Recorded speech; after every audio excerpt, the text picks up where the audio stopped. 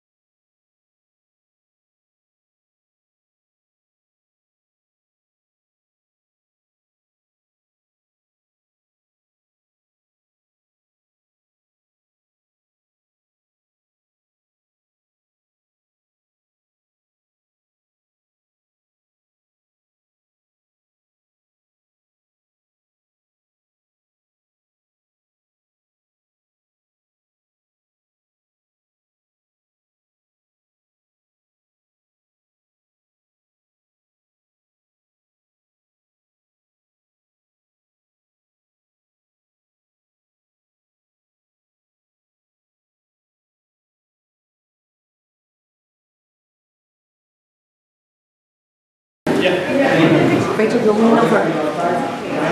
Just go lean over. Huh? Yes. Wow. Keep it on the side.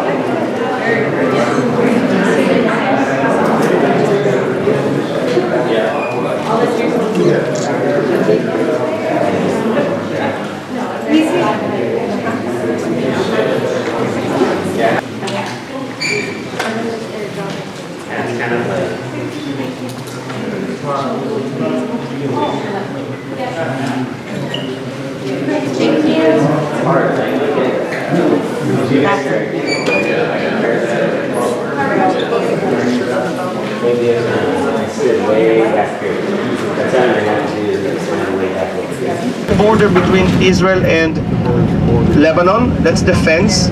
That's the type of fence that Mr. Trump wants to build between you and Mexico. But this is what we call the smart fence or electronic fence, because those poles have a lot of sensors in it, and the net itself is also sensitive, so anything that touches the net, it will set an alarm in a control room, and then they lift up a drone or they send here the patrol to see what it is. So today Israel having a lot of technologies that are developed for this type of borders.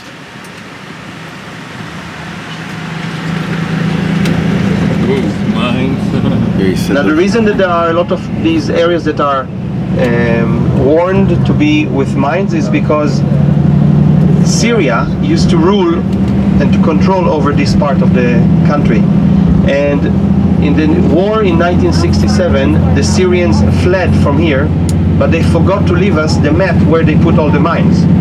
So this area became suspicious with mines, and we had to fence it all around.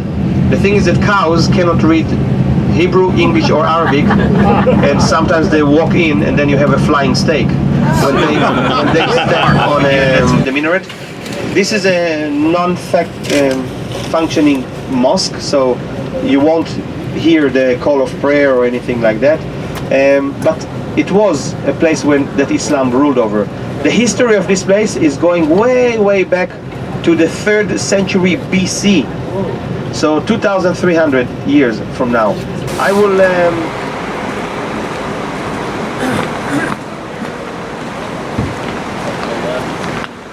We are right on the border of Lebanon.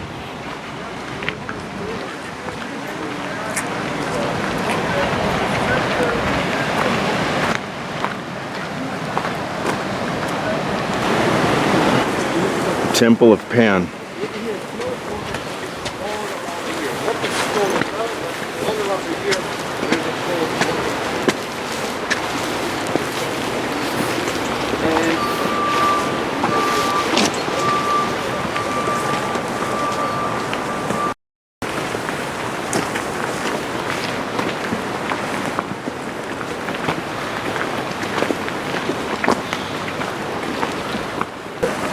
And over here where we are, that was the heart of the center.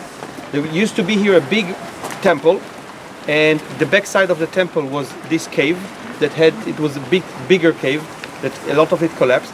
And the people used to worship here the god that was called Pan. That's where we get also the word panic. Pneumonia or how you call it? Paranoia? Paranoia, yeah. Paranoia. It's all coming from the Greek word of pan, and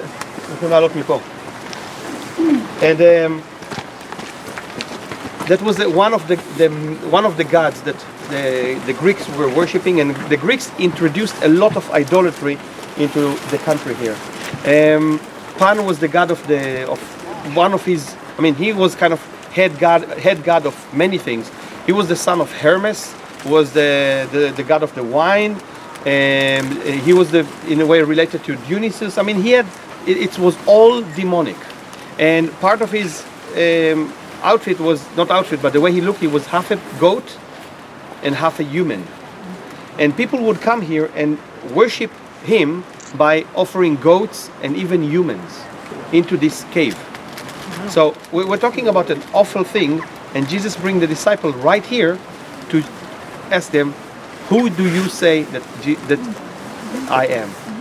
And it's interesting because we are on the slopes of Mount Hermon. Mount Hermon is up there. A lot of this water that we see are water of melting of snow from Mount Hermon. And I really hope that it will clear the clouds that we can see Mount Hermon later on. Mount Hermon believed to be the Mount of Transfiguration. And what happened on the Transfiguration? Jesus changed his appearance, and who was on his left and right? Elijah and Moses.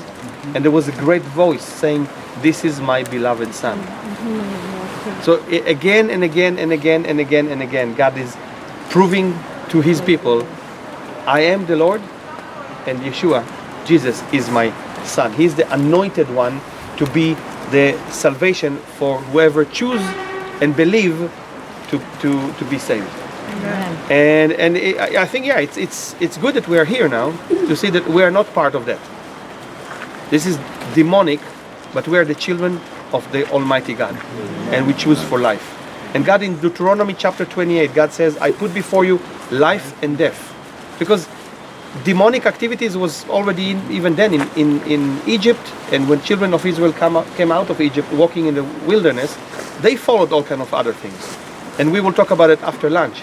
But God wanted to refine them and says how serious you are to follow only me, the God of Abraham, Isaac, and Jacob, the God of the living. And Jesus said to them, to the people, He is the God of the living, not the God of the dead. Okay? So there were here kind of like a series of temples, and none of that survived from different reasons. The main reason is earthquakes. Israel is like California. the San Bernardino Valley is on a fault between two tectonic plates. Israel is also between two tectonic plates. So all that big valley that I told you, the Jordan Valley, that start in Turkey and end up in Africa, that's part of that tectonic seam. And that's why we have a lot of earthquakes. Most of them we don't feel because they are below 2 on the Richter scale. But when it's above, you know it very well from California, we do feel it. And that's what caused all this to collapse. But as you can see, they had niches that were carved in the rock, those shell shapes. This is all Greek architecture.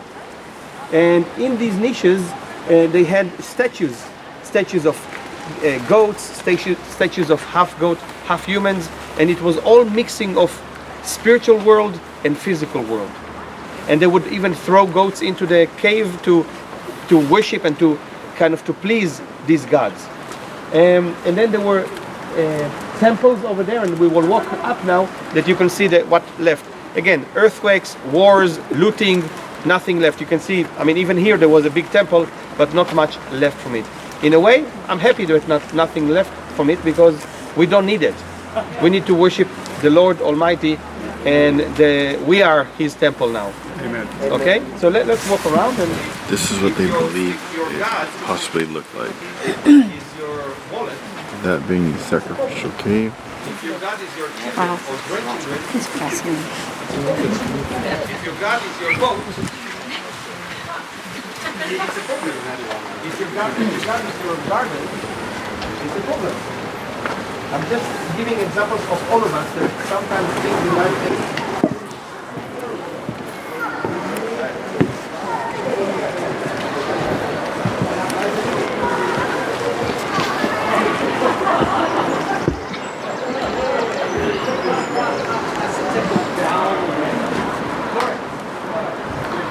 Temple of Zeus.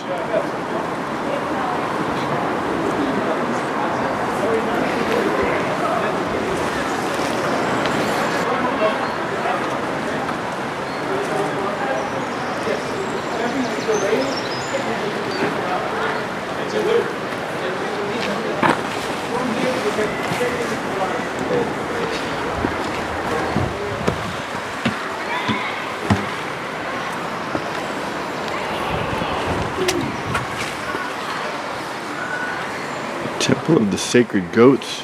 The tomb of the Temple of the Sacred Goats.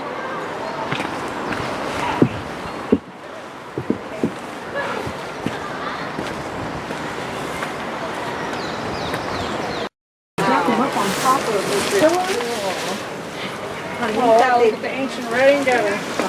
Corrugated under. Pulleys and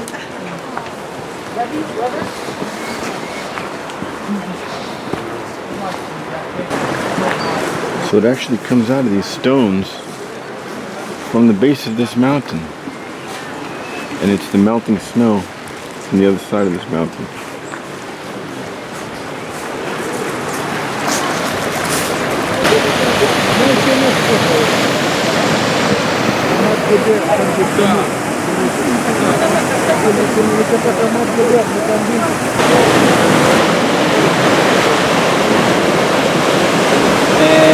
And one of them, or ancient language, that local language which is part of the ancient Hebrew, and one line of it is mentioning a king from the bloodline of David, which means that the kingdom of David was stretched all the way up to here, and we know that it was even stretched further north, all the way of Turkey of today.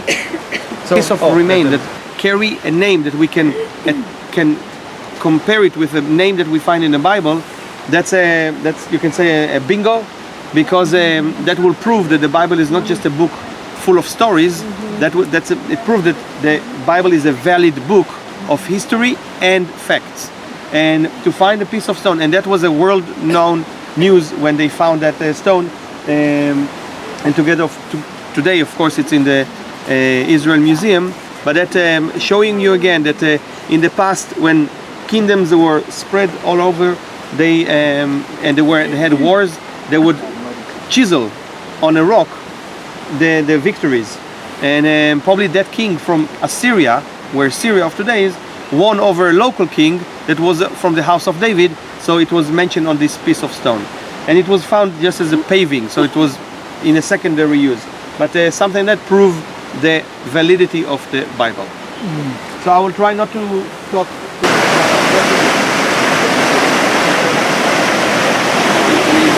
Earth. But the whole city was surrounded with a wall and with a gate. So I will show you the gate, and then we will go to see a more ancient gate, because the gate that I'm going to show you is from the time of the book of Kings. Okay, 1 Kings chapter 12. That's the gate that we're going to see. I'm going to show you a gate that is from the book of Genesis.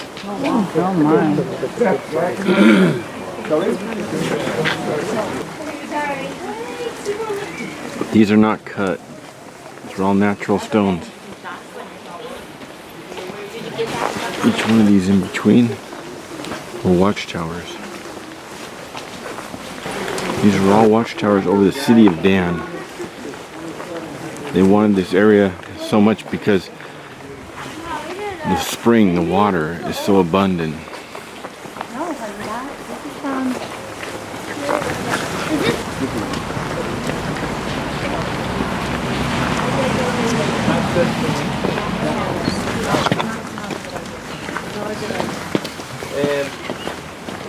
What is your name, sir? That's Jim. When you came to the city in those years, you'll come to the entrance of the city, and you can see that this was the entrance. Probably it was more, it had some plaster on it, so it was not such a rugged surface, because you will kill the horse or the donkey or the chariot that you come with. There was there an altar, and you can see the altar still exists where Paul is standing, and you will bring the kind of like a gift to the altar as to please in a way the gods of the city. And then over here is the system of the gate. So you'll go through here, then you'll have to take a turn and another turn before you enter the city. So the gate of the city was quite protected to prevent any sudden attack. So you couldn't just say like attack and whoop and you get into the city. No, it will take you some time, because here you have high walls, there you have high walls, so you have to come over to here, and in a time of war the gates will be closed, you will be attacked with all the weapons that they had. In times of peace, you will come here, you'll bring your contribution to the altar over there, and then in the plaza of the gate, that's where the king, the rulers, the judges, the elders, that's where they will sit, and they will, sit, maybe smoke a pipe, eat some grapes, discuss whatever they have to discuss, and then when people coming, they will kind of ask them what is the reason you come, what you want to sell, what you want to buy. The same like what we spoke over in Megiddo. It's, by the way, also from the same age of time. Okay, so we're talking about more or less the same time that this city was exist and the city of Megiddo. Yes, sir? The stones on the top, there are darker in color than the regular.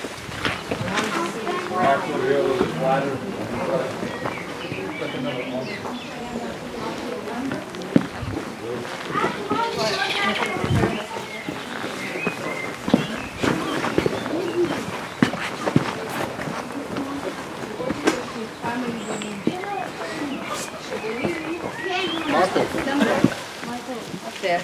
Where? Look at that. He was here. There he is. Oh, that's David. Oh.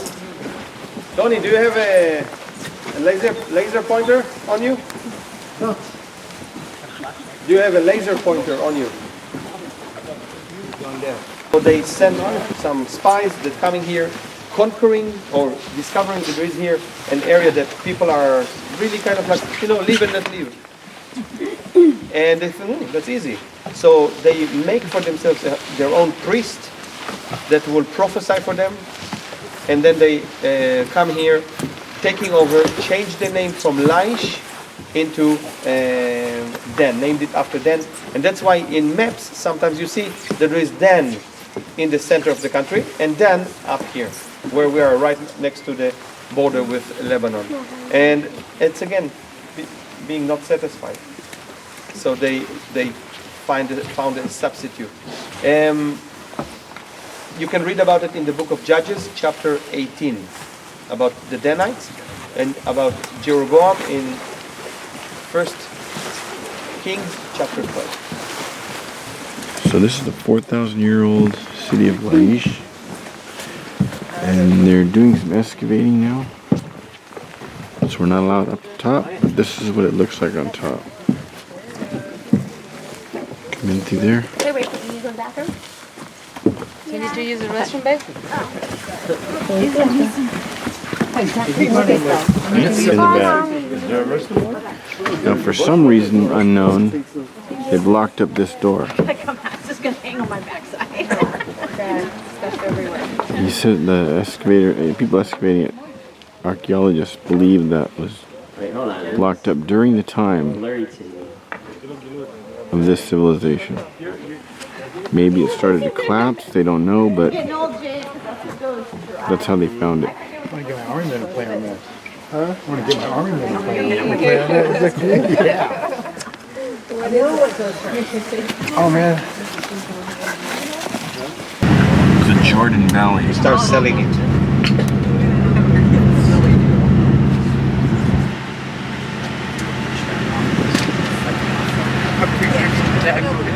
Going up to the top of the ancient volcano, a dormant So the volcano, Syrian army, the Golden until Heights. 1967, until the 4th of June 1967, they were on the edge of these hills over here to the right, and they were terrorizing the life of the people that live down in the valley. So now ascending on this hill, on this mountain, can give you a good understanding why Israel had to open a war in June 67 to push back the Syrians away from these strategic points and to free Jerusalem. This year, when the war started, for the pilots, for the Israeli pilots, that was the easiest thing to do. These bases Syrian were base. attacked first, and that's how we succeed to finish the war just in 6 days.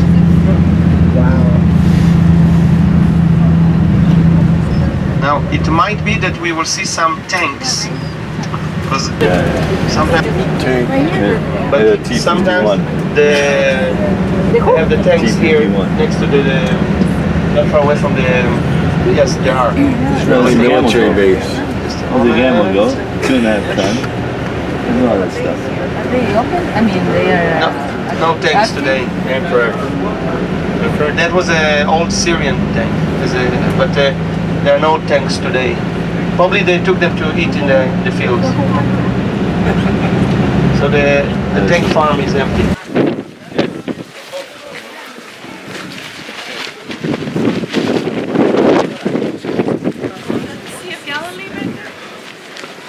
I'm not sure. Oh no, that, remember you said they let some flood again? They drained it out. Maybe 2 miles, mile and a half to up to 2 from the border. You see that there is a lot of small trees over there beyond the pond, and that is a remain of a city called Quneitra. In 67, it was part of the war. Israel attacked it, and the people fled and built another Quneitra over there that is also now under the light at the far end, the white houses over there. That's the modern Quneitra. And all the villages over here are now not ruled by Syria, but by all kind of terroristic organizations. The whole south of Syria is not anymore under Syria, under Bashar al-Assad. Down there you have the largest base of the UN, the United Nothing. And they are supposed to be on all the borders where there are conflicts, but they aren't doing nothing, because and there are also 2 soldiers over there where you see the tree. They sit there with a big binocular. They are not in Syria. They are staying here. Why? Because they're afraid to be there. Only the Filipinos one time were attacked by ISIS, and they shot and defend themselves, and they were welcomed in the Philippines as heroes. But the UNs are, we don't like them over here, because they are very biased, and they are very much working for the other side. So that's a big army, not army, but a big base of the UN. All these fields down here are orchards of apples, cherries, pears, and a lot of vineyards. A lot of vineyards on the Golan, because as you can feel, it's very cold here, and these are temperatures that vines need to produce very good grapes for eating and for winemaking. These buildings down there are remains of also army bases from the Syrians. Okay? So, whoever wants to grab a cup of coffee inside there, they have also a few restrooms, and then let's go back to the bus.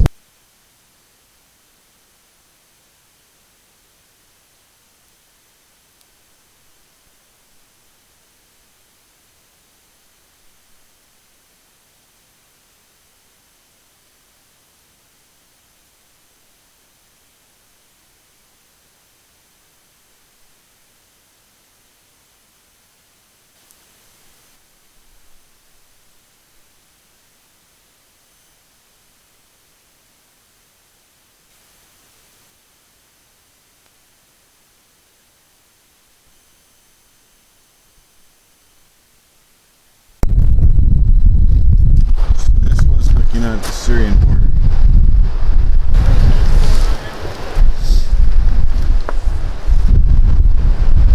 This is from a bunker.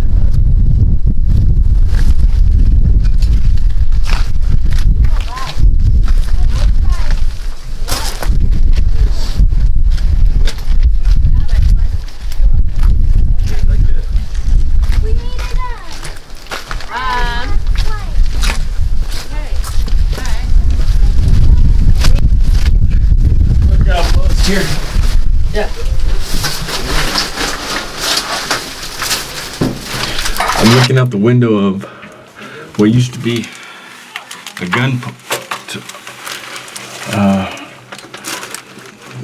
large gun, looking over the Syrian border. Completely enclosed here. Ran on tracks. I guess it was controlled by this.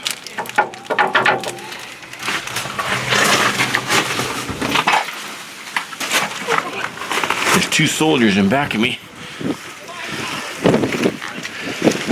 Active duty.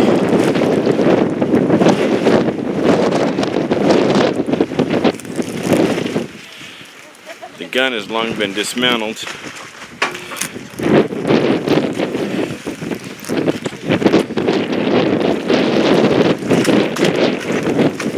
Another one here at one time.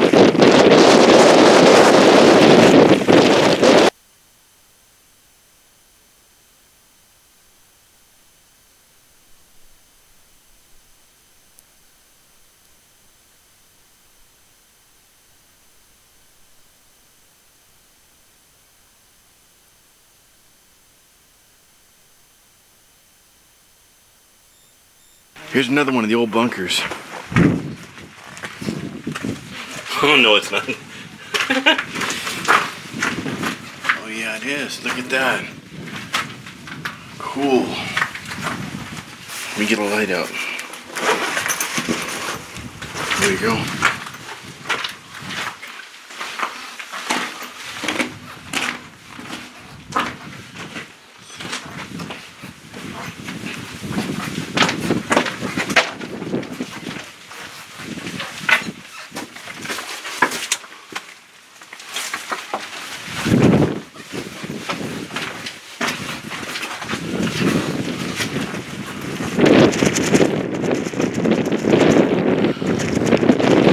The Syrian border comes along right there at the edge of that diamond of that crop there. It's a cherry crop.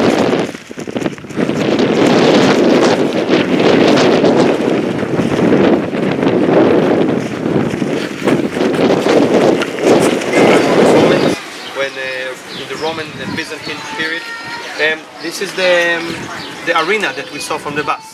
Okay, so you can imagine that we came like that, we stopped over here, slowed down, you took pictures, and then we continue, and then we are more or less over there. Okay?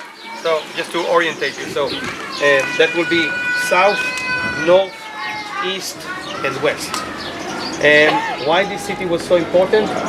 Already from the time of the pharaohs, because the archaeologists found on the top of the hill, and the hill is over there. They found remains of temples of the pharaohs, and the reason is that everybody wanted to control over Beit Shean is because, again, we're talking about a very key point to rule over a region. This is a T junction. We have from here to the west a valley that you have been on part of it. It's called the Jezreel Valley, okay, or you call it the Valley of Armageddon, but the name of it is the Jezreel Valley. Then we have here the Jordan Valley. So we're talking about a T point that, again, roads that are coming from the east, from Persia, from Syria of today, from Iran of today, roads that are coming from there will have to cross through here. So every ruler, every king that will rule over here will have, in a way, control of the traffic that is going on in the Middle East. So already from more than 3,000 years ago, 4,000 years ago, people ruled over this city or this region, and then slowly built a city. During the Greek time, this city was called Skytopolis, named after the Skytites, who were people from the east. And then later on, during the Roman time, they still kept the name Skytopolis, and also they call it Bisan or Beit Shean, as in the Bible. Rome, whenever Roman built the city, they built it with a lot of public facilities, and that's what we're going to see. So one of them we saw already here, the arena. Then they had the theater. Then next to the theater there was a main street that you can see it from here with all the columns. By the way, all these columns and a lot of what you're going to see was collapsed, because we are on a seam of two very deep faults. One is going north-south, and that's the Syrian-African rift, and one is going south-east-northwest. And these faults are moving every once in a while, and that's why we have big earthquakes. And there were very, very big ones that destroyed the city many times, and that's why people left from here and come back, left, come back, and whenever they came back, or whenever new people came, they built with whatever they found here, or they hewn new rocks. So we have a lot of layers of inhabitation of people that live here. So we will walk between the public facilities. Water they had from a spring that was running down there. The spring is still flowing, but not as much as before, because today there is much more agriculture done, so people using the water. But in those days they channeled some of the water into the city, and down there in what we call downtown, that's where they had a lot of fountains and all kind of also small temples to the different gods that were worshipped during the Greek-Roman era. Of course, they had also the kind of like a small stadium where they could have men races, running, throwing the spear, all kind of games. Like today we call it Olympic Games. Olympic Games.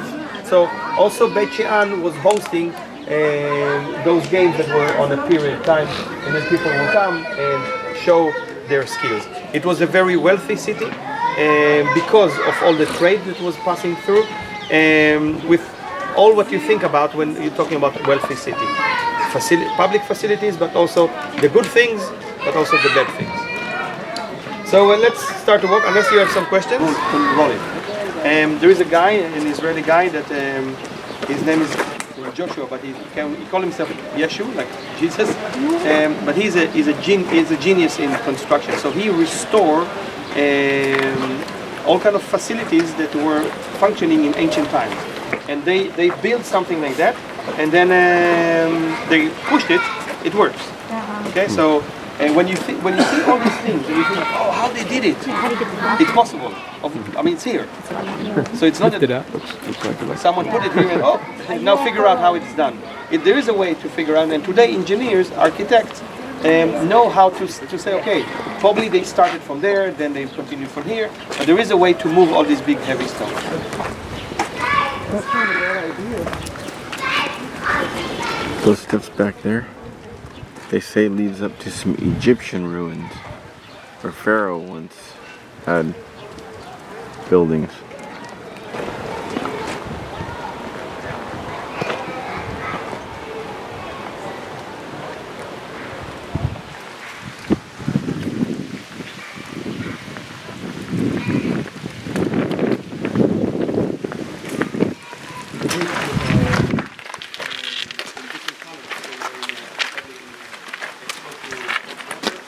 Many times they will also channel springs water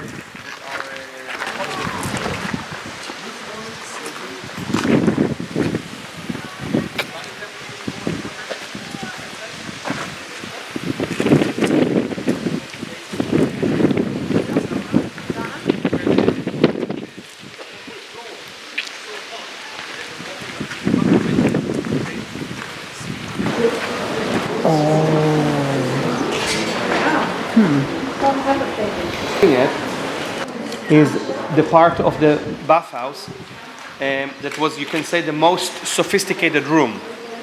Of course, you remember I told you that in archaeology you need to use your imagination, so try to imagine that there was a walls around and roof, and there will be a furnace out there. And in the furnace they will burn a lot of wood. Now the smoke will not go out, but the smoke will be channeled to passages between the floor and on the side of the walls. How it works. So as you can see, there is the floor down there. On the floor they build columns, and in a moment you'll see more there original ones, because these are just illustrate. I mean, part of it is original, most of it is illustrating. So they will make these cakes from clay, and they will build columns from clay. Okay, and they will make them, as you can see, in rows on the floor. Then they will build on top of it another floor. They will put panels of stone on top of that. We're good so far? Yes. Okay. On the sides, on the walls, they will have the wall, and then they will have bricks that are hollowed. So try to imagine a brick that you can look through, and they will attach it to the wall. So the air that is between those bricks and the air that is between these columns can flow. And then on the top there will be a chimney. So the furnace down there, they will burn a lot of wood, and then because in the afternoon there will be wind outside, and the wind will cause suction. So the hot smoke is going between the columns or pillars on the side and out from the building. So inside the room, it's just hot air. You cannot walk bare feet on the floor. You'll get burned. So, or you'll get blisters. So they had to use also wooden shoes. And then they will walk here, they will have seats. It will be a very, very heavy, humid place. I mean, we're talking about 100% humidity and heat. So in Florida, they don't like it because that's how they have it all the time. But here, they will do it on purpose, because you will sit here naked and you will sweat. And then later on, you will move to the other rooms. And in the other rooms, there were people that's were their job to do massage, to do all kind of cosmetic treatments. And then many times they will sit and they will have all kind of discussions. Many times they will make all kind of deals down here, against all kind of officers. And then they will go through the whole rooms, get their, I'm done, I'm fresh, and then they can go home and wait for the next day. So that all that heat blends their skin, right? Over yeah, the pores. the heat will make your skin to sweat, and then the dirt will go up. Yeah. So that's. Tomorrow we will see another example of it that I prefer than this one, because it's smaller, and also there those bricks. I can point it out for you. So tomorrow we'll get another explanation of that in another text. Some archaeologists try to rebuild a place like that. They didn't succeed. They had leakages all over. So we know that the Romans built very, very well. But in Turkey, in Syria, in Lebanon, in Greece, in Egypt, they found, wherever the Romans ruled, they found facilities like that are public facilities. So you have here pictures that illustrate how things will work. And over here, you have some columns that are written.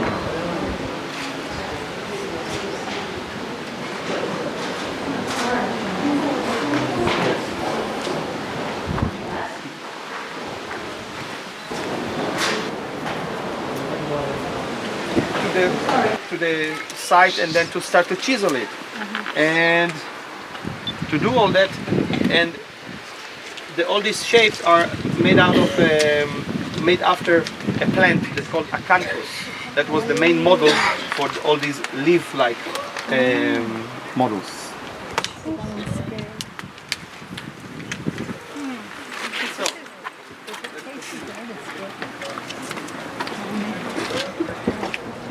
Oh, one piece.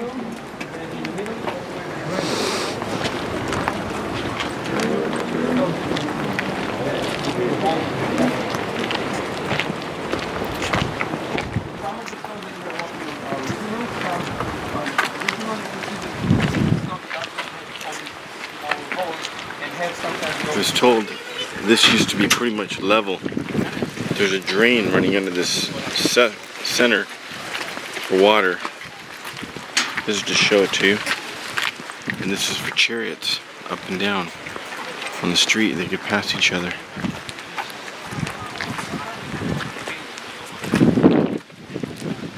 And of course was the main site to dig. Look at the size of it. And they didn't finish it. I mean, the thing is that they cannot spread much more because people are living in those places. But just to give you an example how it looks like, all this earth over there, that's how it was covered. And then where the people up there, that's the tell.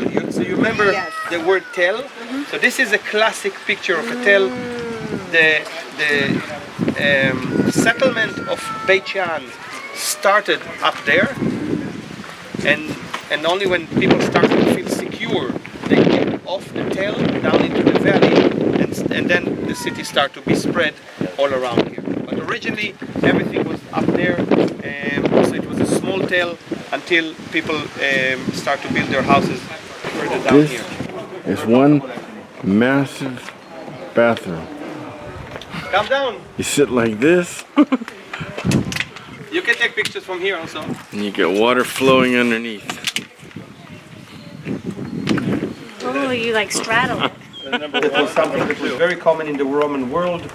It was so common that even they bought urine.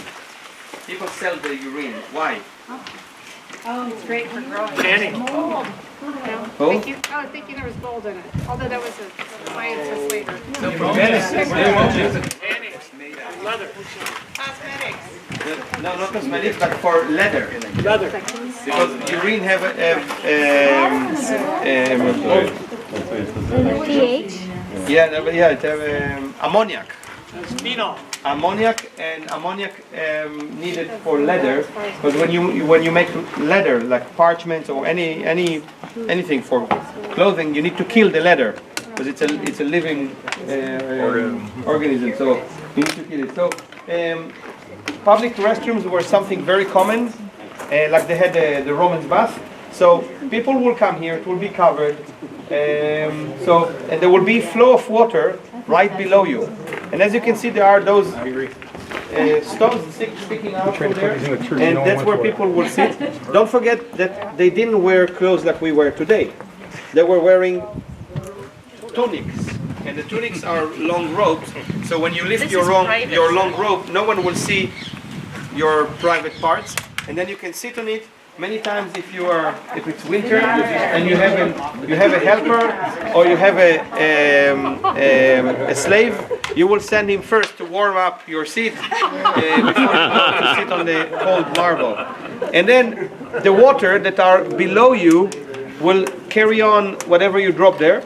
And in front of you there is another stream of water for to wash your hand, because you clean yourself only with one hand, and that's the left hand, Many people will have a stick that they will carry with them and a little bag, and they will have sponge, sea sponge. Then they will put the sponge on the stick, dip it in the water, clean themselves, and carry on. So, so the big channel under is to carry the water into the drainage, into the sewage, and the other is to wash their hands and to dip the sponge in it. Just to relate it to something that is not so nice. Look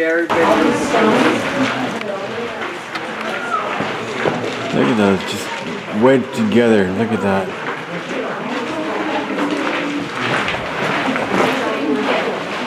Maximus. What is your name, gladiator? What is your name, gladiator?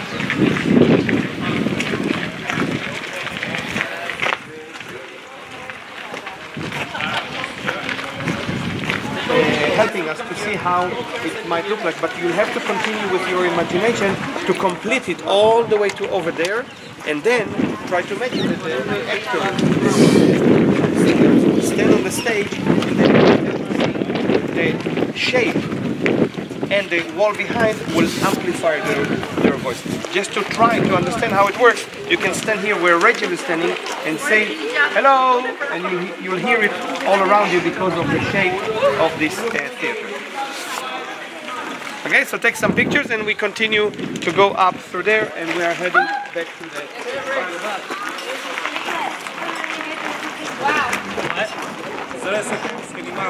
And there's a passage to the right?